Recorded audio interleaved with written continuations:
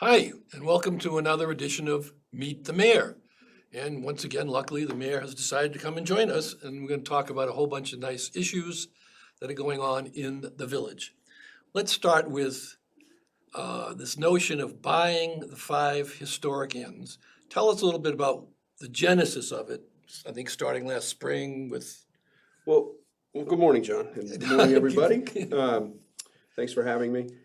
So this actually started a long time ago with me personally because the old administration in the village, in the comprehensive plan, which is the roadmap for the village for the last 20 years, in that comprehensive plan, their plan was to eliminate these inns because they're all non-conforming, existed before code, and their goal was to revert them back to single-family homes. So I ran on the against that, and I love the inns. I love the historic value that they bring to Main Street and to our community. So I fought really hard to keep the inns alive and well, if you will. Sure. So what happened last summer was, in one of our inn owners, the Hedges Inn, was going to either sell or contract with a private nightclub out of Manhattan. And what that meant was that the inn would no longer be available to the general public. It would only be available to people who paid a membership and belonged to the club. Mm-hmm. So that was not sitting well with me. Although there's not a lot as mayor I can do about that. That's a business decision by the owner, and I respect that. I don't agree with it, but I do respect their right to do whatever they want with their property. However, losing those inns and the ability for the public to see them and, understand the history of East Hampton. You have to remember a lot of these inns were around before any of the homes were here. Mm-hmm. And they were boarding homes, they were stables, and there's a ton of history which is really so important to our community. So this private club came in, and as you know, we've talked about it on these shows, we fought really hard against them, and we made laws, and we're still not really sure if the laws are going to be upheld. People can always challenge these things. So we started to think, well, the CPF money allows us to buy historic properties with that money and maintain them, such as we did with the museum on James Lane. Right. And the whole farm there, which was a great purchase, and now it's a museum. So we were thinking that, maybe we should, as these inns become available, try to purchase them with CPF funds and keep them historic and keep their uses as they are. And we could lease out the uses because the village certainly is not going to be running restaurants. But similar to what we do at Main Beach, Mm-hmm. where we lease out the concession, and similar to what we do at Main Beach, where we lease out the Sea Spray cottages for summer rentals, we could do the same for these inns, and they can still operate as an inn and a restaurant, but with much lower pricing. Because with the village, we would charge some minimal amount for the people to run them, and it would be a home run for everybody. The public would have continued access. The cost would be lower, so you can actually go in and have a dinner at a reasonable rate. You could stay there if you have overflow in your house, you're having an event, you could book rooms at a reasonable rate. So we thought it was a home run all the way around and a win for the community. And again, when you buy something with CPF money, there has to be a community benefit, and that would be the benefit. That they would always be here, they'd always be maintained as a historic structure. They'd always keep Main Street, that beautiful Main Street, as when you're driving down Main Street and you see these inns, and it's just a wonderful feeling. So we really want to keep that the way it is. But it may just be a pipe dream because CPF you can only buy for the appraised value, and in some cases just a little bit over the appraised value. So for an owner to sell it at an appraised value rather than the market value is probably unlikely to happen. Right. So it is a pipe dream. It would take a motivated owner to want to keep it as we want to keep it. Mm-hmm. So we don't really even know if that's a possibility. And now the CPF money is also mingled with the town's money, yes? Yeah, so the CPF, under state law, the CPF fund is managed by the town of East Hampton, as it is in the 5 East End towns. Mhm. It's managed by the township, which is kind of an odd little thing, because the village contributes 40% of that money to the overall fund to the town. And then we're lucky, nobody else has this, but we're lucky between the town and the village, and Larry Cantwell and Paul Rickenbach set this up years ago, where the village is guaranteed 10% of the overall fund back to purchase properties and now water quality and everything else within the village. As the CPF law has changed, it allows more things. So we're guaranteed 10%. So right now I have in the bank, if you will, $22 million. So of course, $22 million is not going to buy 5 inns, but we don't need to buy them.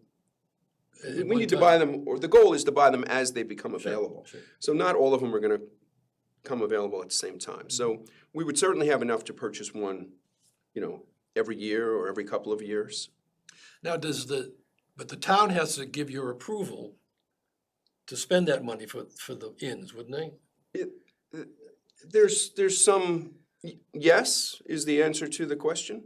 However, we have an intermunicipal agreement that really allows us to spend the money where the village wants to spend the money.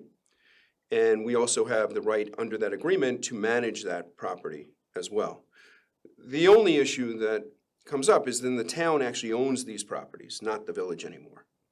Even though it's bought with CPF money, which isn't really the town, it's not really town money, it's not really the village money. So there's going to be some legislative changes coming up to the CPF law, and I know that myself and the other village mayors are looking to change the way this is done. I would personally like to see the money that is raised in the village manages. Right. The village is able to do what they want with that money. Right. And the town raises their money within the township, and they're able to do with their money. And we have, parallel law that allows the village to have a fund and manage it and have the town have a fund. So, we are separate municipalities, so I don't know why it was just put under the town. Maybe it was easier at the time, or there was, who knows historically. Fred would know, Fred Thiel would know, but I don't. But if you had your druthers, you'd separate it out and have yours and they'd If have theirs. it was up to me, I would separate it completely. Have my own board, have my own management of the fund. Now, if you use the CPF funds, and you got the inn, and it ran a profit, would the money go to the general fund, or would it have to go back into the CPF? It has to go back into the property. So, and you think about these properties, they're probably nothing but maintenance anyway. So any profit, and remember, you're gonna be the person running this. You're gonna have to build into your contract a salary, and you're gonna have to pay employees. And so at the end of the day, after all that's done, if there was a profit, we would put it back into the property for maintenance, for, I see. Wouldn't go in the general fund, to go back. No, it would not go in the general fund. It would have to go into the property, and if there was nothing to do with it in the property, then it would have to go back to the CPF fund, which is also fine. Terrific. Well, that's really interesting. The other thing we want to talk about was about 20 some odd years ago, the village put together a comprehensive plan that is now 20 years later or so. And you have some ideas about doing a new one, is that correct? Yes, we've actually already, so just to go over what a comprehensive plan is basically a roadmap created by the residents of that jurisdiction, directing how they want to see their community develop over the next 20 years. And the village did one 22, 23 years ago, and it's recommended it's done every 20 years. So we have contracted with a company. It's very expensive. It's like $250,000 to do this. So we have the money, and we've contracted with a company to start the process. And we have our first public hearing on the 6th of December. I think it's 6 o'clock at night at the firehouse on Cedar Street. And we'll listen to public input, what they'd like to see.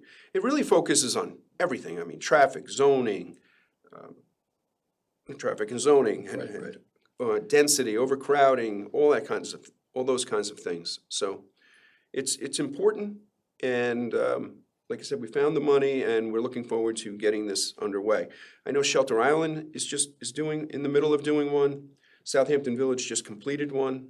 So I think it's going to take about a year for the whole process. Now, if I remember correctly, there was one of the things they were talking about was putting an extension road that bypassed the village in the old one. Is that Yeah, still well, possible?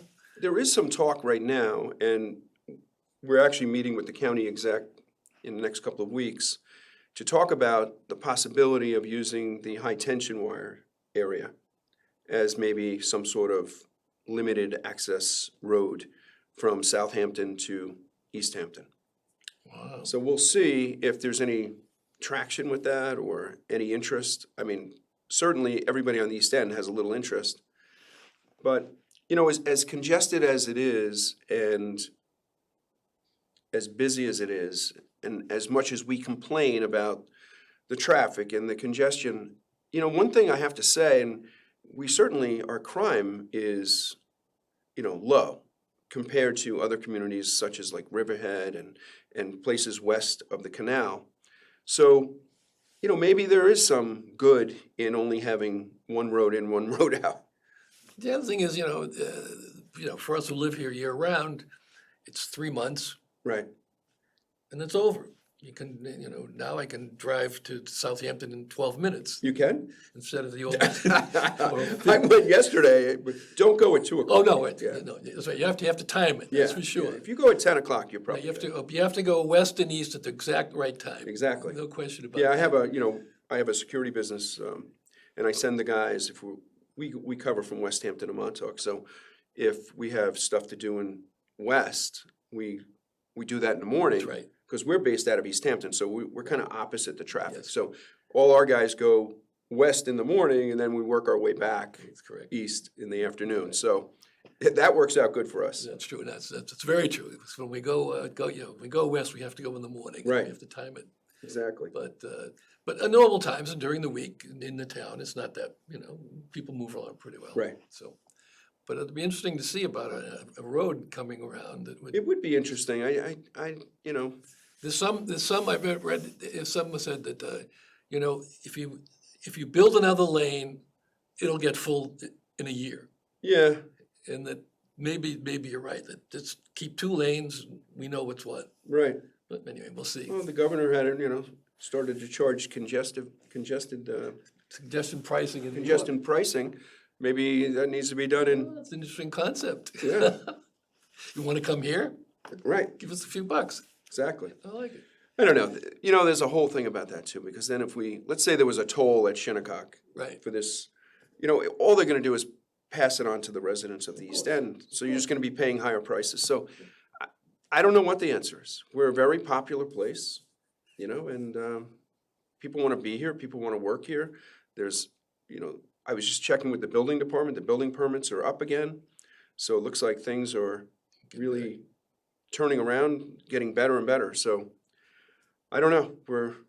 It's a wonderful place, so you can't blame people for wanting to come No, here. you can't. And as I say, there's a few months a year it's congested. Right, it's a little- Any town that has what we have, it's Right. going to be the same. I don't know. I've always enjoyed the transition to summer, and then it's really nice the transition to fall. So I don't know if you didn't have that, would you appreciate it as much? I always say that if I didn't work as hard as I did, would I appreciate vacation? It's Yeah, like sure. so. I don't know. Just thoughts I have. Me, I like both. I enjoy having lots and lots of people around in the summer, and I like a little quiet. And I in the certainly winter. love the holidays. So the holidays are just wonderful out here. Yep, terrific. Well, it'll be interesting to see how the plan comes. So how long do you think it'll take to do the plan? Somewhere about a year and a half. And in the meantime, you'll have public comment. We'll have about between 5 and 7 public hearings Mhm. where the public can come in and be heard. Mhm. And we have a huge committee that meets even more than that, kind of guiding the process. And then we have the company who's really guiding us. Mhm. But they're not from our community, so they guide us with the general, With their expertise. how to in do doing these this. And then the committee then puts in the input, and then we hear more from the public. So, and we have a website set up where the public can input, so if you can't make the meetings, and you can just go onto the village website, and there's a link from that website to the comprehensive things. plan. And then at the end, it'll be published. Correct. And then it'll be a roadmap, which we will stick to, Sure. or try to. Great idea, great idea. Now, this, something else, the 3 police officers were recently commended for something that was pretty scary. Yeah, pretty scary situation. Before you go, let me show you who we were talking about. Yeah, so on the left of your screen, that's Chief Erickson. He's our brand new chief. He's been with the department for 30 years and was just appointed chief a couple weeks ago. Next to him is my nephew, Really? Robbie Green. And then that's me, of course. And then to the right of me is Wayne Gaugler. He's a sergeant. And to the right of him is John Clark, another police officer. So in August, So tell us the story. John Clark, the officer all the way to the right, pulled over a vehicle on Main Street for numerous violations of the traffic law. I don't know what they were. As he walked up to the car, and again, it's dark out, so he's using a flashlight. As he walks up to the car, he looks into the back seat, This is in the, right in the right village. across from the Hunting Inn, Oh, my goodness. right where the jitney is, right? Right, That sure. right there. So he's walking up to the car. He looks in the back window and he sees that. You see that photo on the right of the gun? Mm-hmm. That's what he sees laying on the back seat. So he does not alert the driver that he's noticed it, and he calls for backup, which is Robbie Green on the left and the sergeant on the right. When those officers arrive, they are told what's going on, and then they order the driver out of the car. He refuses to get out of the car. He locks his both hands to the steering wheel and is refusing to get out of the car. As they remove him from the car, he's attempting to grab at his waistband, and they were able to tackle him onto the ground, get him handcuffed, and then when they rolled him over, they searched the waistband, and that's when they pulled out that other gun on the left. That was a loaded 9mm Glock. Wow. So he was actively trying to pull it out while the police were arresting him. So very, very dangerous, Wow. obviously dangerous situation. The rifle, the long gun that you see in the photo, actually turned out to be a fake. Huh. But who knows what he was using that weapon for? Because, you cannot, unless you pick it up and actually physically look at it, you can't tell it's fake. If someone pointed that at me, You would it's a gun. you would think you were dead. Yeah. That is a semi-automatic weapon. Those are the weapons that are used in the school shootings. Those are the most common weapon. The AK. The rifle, yeah, that's a semi-automatic weapon, and in some cases they can actually make it a fully automatic weapon, which is really dangerous. I mean, they're all dangerous, but. Boy, that's, And then the Glock, again, was a real gun. We had to send it to the lab, and it actually fired. So the rounds that were in it were real, and the gun was capable of firing. And that's part of the charge, the criminal charge. You have to be able to say that the gun could actually fire, because if it couldn't fire or didn't have live ammo in it, then it's a lesser charge. that's a charge. So he was charged. He went to local court. The district attorney asked for a large amount of bail, and the judge reduced it to something lower, and the subject is back out on the street. He's out on bail. Yes. He's out on bail. So How does that make you feel? well, it doesn't make me feel very good, and I don't think it should make the public feel very good. This guy, obviously, he's driving a car with Florida registration. He admittedly has no place to live, and he's got weapons in the vehicle. So he's obviously up to something no good. He also had extra ammo, like a little bag he was wearing on his waistband. So he had an extra clip of ammo for the Glock. So this kid was Unbelievable. definitely looking for bad news was going to happen if it hadn't already happened. We don't really know that. The gun's being tested to make sure it's not stolen or wanted in any other crimes in the country. So Wow. very serious. You never know. You think you live in a small town, and like I said earlier, we don't have a lot of crime, thank goodness. But you don't know who you're pulling over. You don't know who's driving through. So even though, it's a small town, it's still a dangerous job, no matter where you're a police officer. You're absolutely right. I mean, driving when I'm not getting pulled over for speeding, I see policemen approaching the car, and I have that same thought: is that you don't know who's doing what in those Right, things. yeah, it's, I feel, and, you know, I watched the video of the traffic stuff. We have these, dashboard cameras. We don't have body cams, but we have dashboard cameras, and, I have to give the cops, I'm really proud of how they handled the whole situation. Once they realized there was a weapon, they, you know, they really took charge of the situation. They never took their eyes off the subject and handled it really well. They took, well, you know, took good control of the situation. In the old days, I mean, you'd walk up to a car, you know, in the old days when some of the old timers, they would have the shotguns right across the back. Some of the hunters, they'd have the shotgun right across the back of the pickup truck. Right. So you can't approach every car and every person as if they're a criminal, because you would never get anything done. I mean, so it is a very dangerous job in that way. If that person really wanted to cause a damage, he could have easily shot anybody. Sure, I like mean, he that. could have So, opened up on whoever. very scary situation. Well, your guys really did a great job. Yeah, and we were happy to- deserve a commendation. We were happy to give them that commendation. Every one of them, you know, just, it's outstanding work. So, Terrific. It's really terrific. happy with our department. Terrific. Well, that's great. Let's talk about something fun now. Yes. I've noticed, and I think the village people have noticed, that there's a lot more activity now about activities, things like football games and. Yeah, so- and I think we have a little clip to. Yeah, so when I to, took introduce this. When I took office, one of the things I felt we were lacking was really the feeling of a community.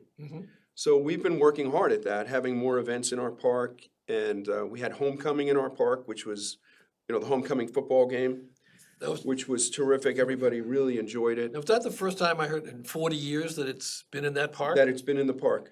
And you guys asked the town to do that, yes? We asked the high school If they to want. do it. We asked Adam Fine, who's, I don't know if you know him, but Sure. he's the superintendent of Terrific all our guy. schools, and he's a terrific partner in this whole thing, and we work really close together. We have one of the best SRO programs in the country, in my opinion.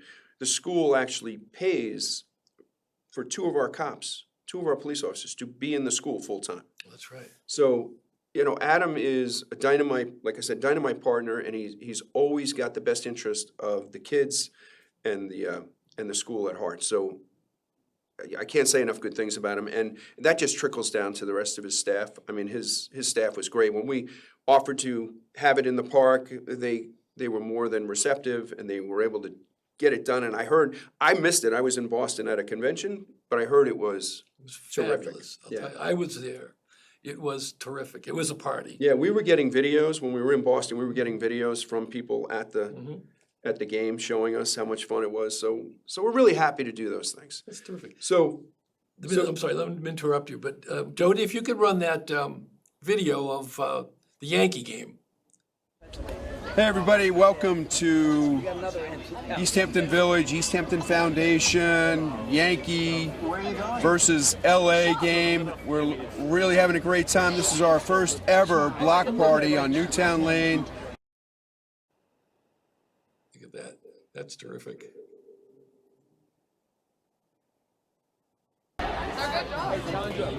Enjoy the game, man. If you're not here, you missed a great party. It was a great party. Too bad our guys didn't win, but Yeah, I know. So there's what something happened? big coming up too. I'm sorry, What do we got? December 7th. Oh, yeah, that's gonna be big. But just to go back to the Go ahead, block sorry. party real quick. You know, it's always been something I thought about doing, and really had no occasion to do it. But then when the Yankees and the Mets were coming down in the playoffs, and it looked like we may even have a Subway Series, Yep. we put this together really quick. And I have to thank Montauk Brewery, who sponsored the whole thing. I mean, this event's a lot of money. It's like $20,000 to put this on. Wow. Between the screen, the overtime for the police, the overtime for the highway department to put all this together, then to pay for the picnic tables. And so the foundation did a great job, but they filed for the permit, but the sponsor was the Montauk Brewery. So they put it all together for us. And so I really couldn't have done it without them, so thank them. And it was a great night. Everybody, I'm still hearing compliments about it. It was such a fun thing to do. It was game 2 of the World Series. Of course, we lost, But we're thinking if we get into the Stanley Cup and we have a New York team in it, we'll do it again. That'd be I great. mean, it really works well because the restaurants all were making money. And anybody who owned a store, they decided, they usually close by 6. Yep. So it wasn't affecting their business. So it was a fun night for everybody. Even the Star had a very nice thing to say Yeah, about I mean, it. wow. So, which we don't find very often. No, Called no. it a home run, as I remember. I think David was off that week. So I think Carissa wrote that one. So she's probably in some kind of trouble. That's my guess. A little time left. Tell us about December 7th. So December 7th is another great event. We've got Santa landing by helicopter. Then he'll be escorted to the parade. And then Santa gets on the sleigh and the parade starts from Guildhall, goes down goes down Main Street, then Newtown Lane. And then we have a great big Christmas tree in Herrick Park, and we're gonna do a Christmas tree lighting Saturday night. That same night. But in the meantime, we have a free movie at the middle school. I think it's The Grinch Stole Christmas. I think that's the movie. We have Santa's Workshop where kids can come and visit Santa and a very special elf. And can't give that away. So, but she knows who I'm talking about. So, and then we have over at the Hunting Inn, they have a donut decorating clinic for kids. Oh. So that'll be fun. They call that Candyland. And then Santa's Workshop is on Main Street. And you can go to our website. There's a link for a map, and it'll give you the dates and times. It's all December 7th, but it'll give you the times of all the events. That's great. So I think Santa's arriving at 11 in Herrick Park by helicopter. The middle school's going to be there with a band and singing, and it should be a great day. We're just hoping for nice weather, and a little chilly would be nice, but nice weather. That'd be terrific. Yeah, it's just all community, and the first time we did this was last year, and it was well received, and so we're just making it bigger and better this year. That's terrific. That's really, it shows in the village. It's really Yeah, terrific. it's a fun time. Terrific. Well, as usual, we've run out of Run time. out of time. Thanks, We're John. out of time. I appreciate Thank you that. so much for coming, Mr. Mayor, and we'll see you again next time.